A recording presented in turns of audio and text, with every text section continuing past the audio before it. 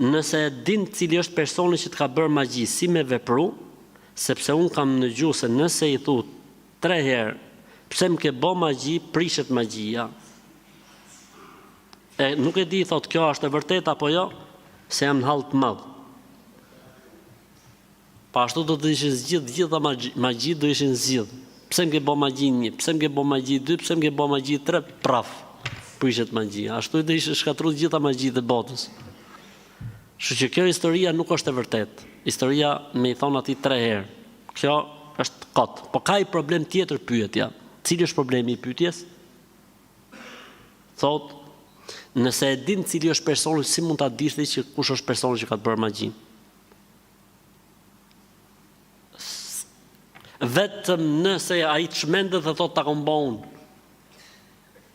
Nga do morësh vesh ti kush ta ka bërë magjin? Si do marrësh vesh? Cila është forma? Vetëm nëse thot ai një moment është bërë tap magjistari, edhe thot, kam bon, e morëm vesh. S'ka formë si me morë vesh se kush ka bërë magjin. Jo po thot ai, kur ka qenë i smun me ty kënu, ka thonë që të ka bë magji, filani apo filani, nuk merren këto lloj deklaratash.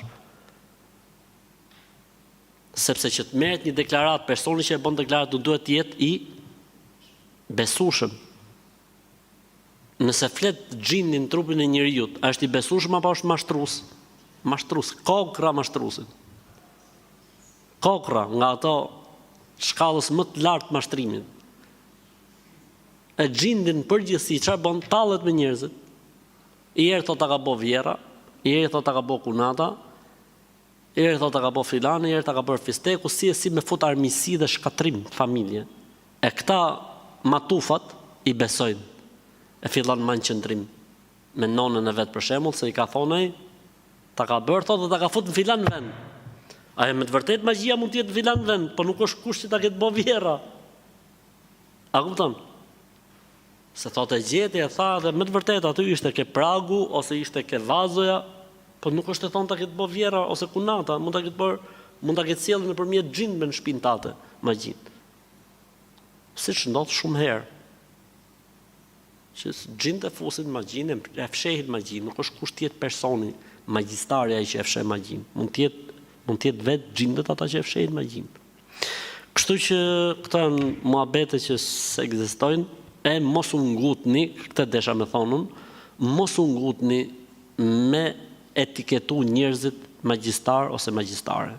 Nëse ti, në një ditë bukur, e pej një grua apo një burr që vjen ke shtëpia jote, lun vazon, fut diçka aty poshtë, ikën dhe ti e shef me kamera dhe shkon shef aty dhe gjen, kjo është e vërtet që ky person është magjistar. Po kjo nuk ekziston që po ti thosh 3 herë pse më ke bë magji, kjo s'ekziston askund, nuk është e shkruajtur me askund.